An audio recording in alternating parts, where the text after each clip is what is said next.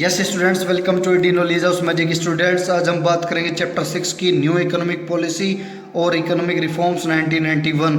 आखिर क्यों हमारी गवर्नमेंट ऑफ इंडिया को नई इकोनॉमिक पॉलिसी लानी पड़ी, क्यों इकोनॉमिक रिफॉर्म्स 1991 करने पड़े। फर्स्ट है economic crisis in 1991 and the Indian economic reforms. हमारी गवर्नमेंट ने क्यों इकोनॉमिक रिफॉर्म्स किए, क्योंकि हमारी जो इंडियन इकोनॉमी थी वो बहुत बड़े क्राइसिस से गुजर रही थी 1980s में।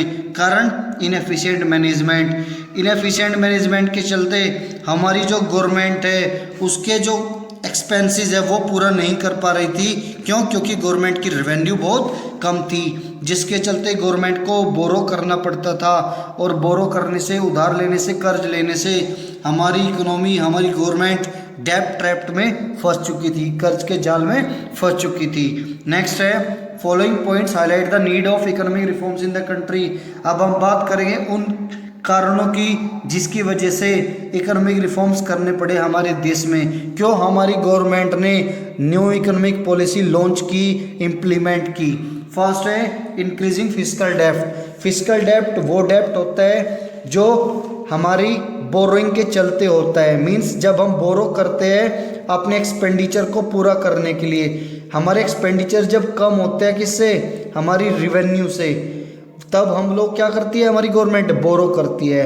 और जो घाटा होता है उसे हम बोलते हैं फिस्कल डेफिसिट, बोले तो वित्तीय घाटा। जब हमारा वित्तीय घाटा बढ़ जाता है वो दर्शाता है कि हमारी जो इकोनॉमी है उसकी फाइनेंशियल हेल्थ कितनी पुअर है। हमारे देश में इन्फ्लेशन आ जाता है, हमारी गवर्नमेंट डेवलपमेंट कार्य नहीं कर पाती। नेक्स्ट है एडवर्स बैलेंस ऑफ पेमेंट। हमारा जो बैलेंस ऑफ पेमेंट था वो भी बहुत एडवर्स था, बहुत ही खराब कंडीशन में था, वो भी नुकसान में जा रहा था, घाटे में जा रहा था। अब बैलेंस ऑफ पेमेंट क्या होता है? बैलेंस ऑफ पेमेंट होता है difference between total receipt and total payment of a country during an accounting year.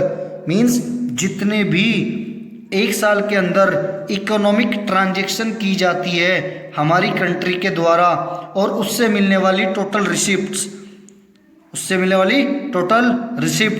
ज़्यादा हो जाती है या कम हो जाती है, किससे? टोटल पेमेंट से। ये कहलाता है हमारा इनका डिफरेंस, बैलेंस ऑफ पेमेंट। अब हम बात करेंगे कि जो टोटल रिसिप्ट्स है जब वो कम हो जाती है किससे, टोटल पेमेंट से, ये कहलाती है बैलेंस ऑफ पेमेंट डेफिसिट। जब हमारा बैलेंस ऑफ पेमेंट घाटे में जाता है, घाटे में कब जाएगा? जब हमें मिलने वाला पैसा क्या हो जाएगा, कम हो जाएगा और हम पेमेंट ज़्यादा करेंगे। कमाई कम, खर्च ज़्यादा, इसे बोलेंगे balance of payment deficit. Understood. Next है fall in foreign exchange reserve.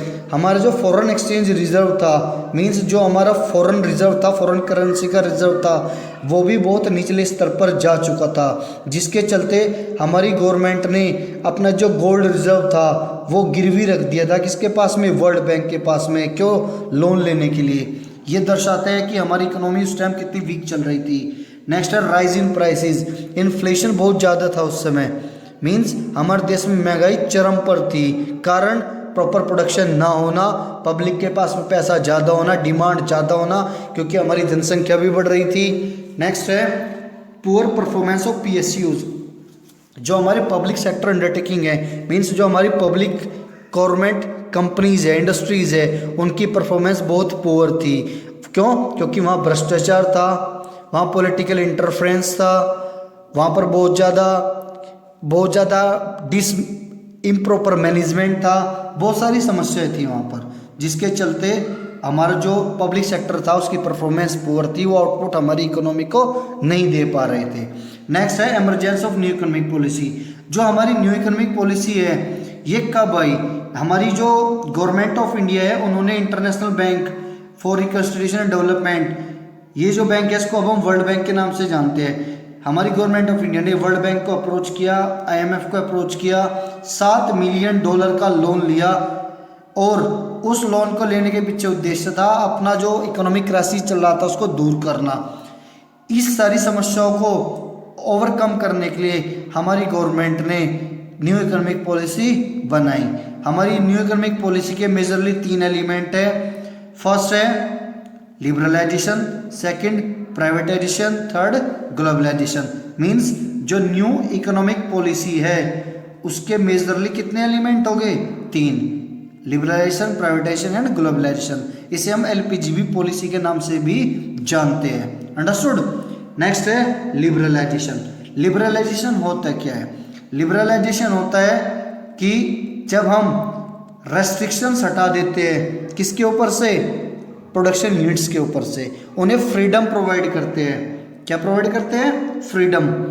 Means उनके ऊपर से हर प्रकार का कंट्रोल, रेस्ट्रिक्शंस जब हम हटा देते हैं तो उसे बोलते हैं लिबरलाइजेशन। मतलब आज़ादी प्रोवाइड करना प्रोडक्शन सेक्टर को, that is known as liberalisation. Understood. अब जो हमारा लिबरलाइजेशन था उसके पीछे क्या उद्देश्य था? उद्देश्य था डोमेस्टिक इंडस्ट्री में कंपटीशन बढ़ाना। कंपटीशन कब बढ़ता? फॉर एग्जांपल बिफोर 1991 हमारी इकोनॉमी में 100 इंडस्ट्रीज थी। आफ्टर 1991 जो हमारे लाइसेंस वगैरह थे, जो रेस्ट्रिक्शंस थी वो हटा दी गई थी, जिसके चलते फॉर एग्जांपल बढ़कर हमारी इकोनॉमी में कितनी इंडस्ट्री हो जाती? 500। तो आप देख सकते हो कि कंपटीशन कितने गुना बढ़ चुका है। कंपटीशन बढ़ने से प्रोडक्शन ज़्यादा होता है, कस्टमर को बेनिफिट ज़्यादा मिलता है, स्टैंडर्ड बढ़ता है, प्रोडक्ट क्वालिटी बढ़ती है, कस्टमर सर्विस बढ़ती है, हमारा जो क्वालिटी ऑफ लाइफ है पीपल्स का वो इम्प्रूव होता है, हमारा जीडीपी बढ़ता है, बहुत सारे बेनिफिट होते हैं डोमेस्टिक कंपटीशन के बढ़ने से। नेक्स्ट है जो increase foreign capital formation and technology. Liberalisation का जो मुख्य उद्देश्य था दूसरा वो था फॉरेन कैपिटल फॉर्मेशन को बढ़ाना, मींस फॉरेन रिजर्व को बढ़ाना, जो हमारी फॉरेन इन्वेस्टमेंट है उसको इंडिया में बढ़ाना और टेक्नोलॉजी को भी बढ़ाना एक मुख्य उद्देश्य था।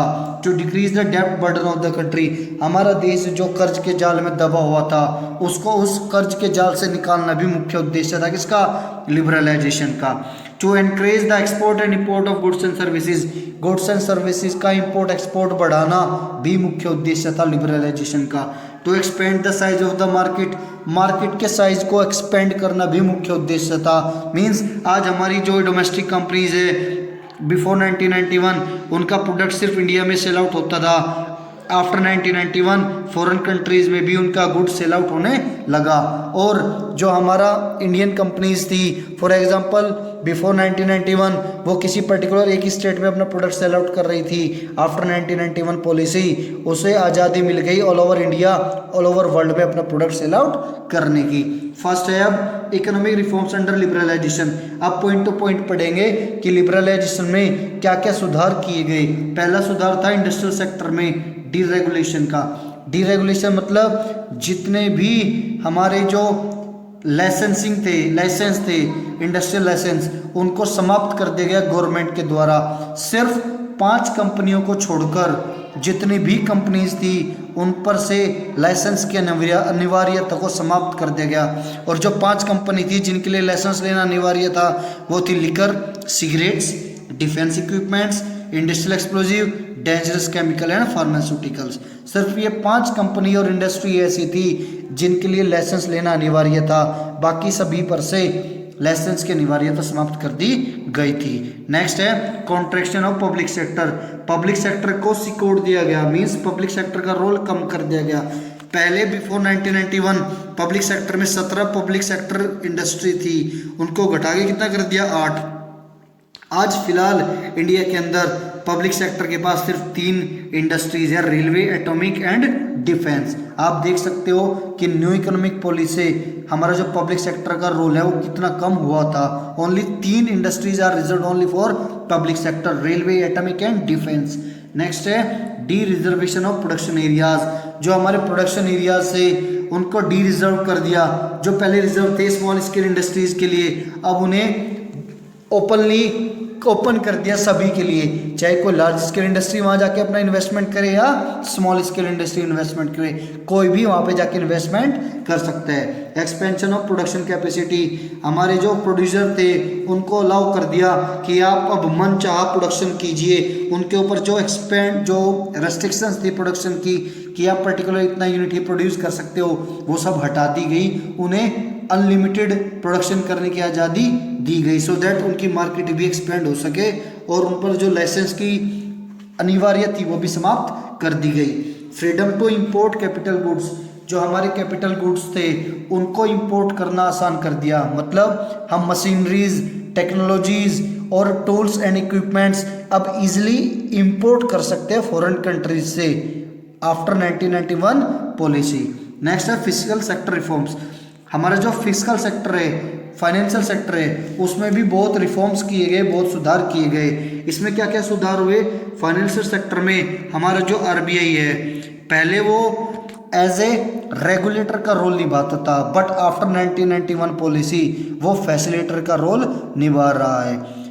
पहले 1991 से पहले आरबीआई ही कमर्शियल बैंक के इंटरेस्ट रेट फिक्स करता था, but after 1991 policy commercial bank को यह आज़ादी मिल गई अपने इंटरेस्ट रेट खुद फिक्स करने की। रेगुलेटर का काम सिर्फ कौन कर रहा है? अब रेगुलेटर का काम सिर्फ खुद बैंक कर रहे हैं। जो हमारा आरबीआई है वो एज ए फैसिलिटेटर का काम करता है, वो सभी काम कमर्शियल बैंक्स को वॉच आउट करता है, उन्हें गाइड करता है, उन्हें सुपरवाइज करता है। ये सब सुधार हमारे फाइनेंशियल सेक्टर में किए गए। कमर्शियल बैंक में भी ये सुधार हुए जो मैंने आपको बताया, इन्वेस्टमेंट बैंक में, स्टॉक एक्सचेंज ऑपरेशंस में, फाइनेंशियल एक्सचेंज मार्केट्स में, इन सभी सेक्टर्स में, इन सभी चीज़ों में काफ़ी सुधार किए गए, इन सभी को आज़ादी प्रोवाइड की गई। नेक्स्ट है टैक्स रिफॉर्म्स। गवर्नमेंट ने हमारा जो टैक्सेशन है उसमें भी काफ़ी रिफॉर्म्स किए, या यूँ कहे जो फिजिकल रिफॉर्म्स है, क्योंकि फिजिकल रिफॉर्म्स के अंदर हमारा क्या आता है? Revenue and expenditure. जितना भी रेवेन्यू और एक्सपेंडिचर से संबंधित डिसीजंस होते हैं वो किस में आते हैं? वो फिजिकल रिफॉर्म्स में आते हैं। तो हमारा फिजिकल रिफॉर्म्स किया गया किसके द्वारा? फिजिकल पॉलिसीज के द्वारा।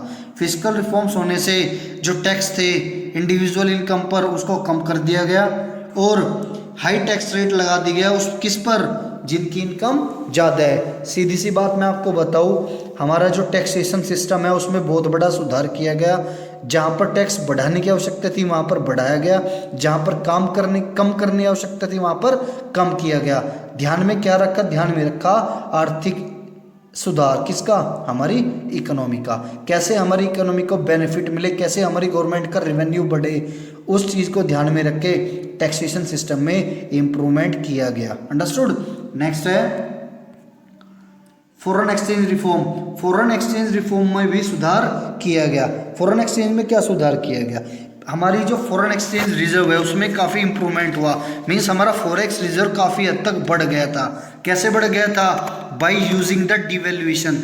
डिवैल्यूएशन क्या होता है? डिवैल्यूएशन होता है बच्चों जब हमारा आरबीआई अपनी डोमेस्टिक करेंसी की वैल्यू कम कर देता है as compare to foreign currency. Means for example devaluation से पहले $1 की कीमत 70 इंडियन रुपीज़ के बराबर थी। आफ्टर डिवैल्यूएशन $1 की कीमत कितने के बराबर हो गई? 75 के। तो इससे हमारी जो वैल्यू थी इंडियन करेंसी की वो कम हो गई as compare to US dollar. But इसका बेनिफिट कब मिलता है? इसका बेनिफिट मिलता है एक्सपोर्ट में। जब हम कोई भी आइटम, इंडियन आइटम एक्सपोर्ट करते हैं बाहर, पहले तो हमें उसके 70 रुपये मिलते थे, अब कितने मिलेंगे? अब हमें उसके 75 रुपये मिलेंगे। अंडरस्टूड? फॉर एग्जाम्पल कोई $1 का आइटम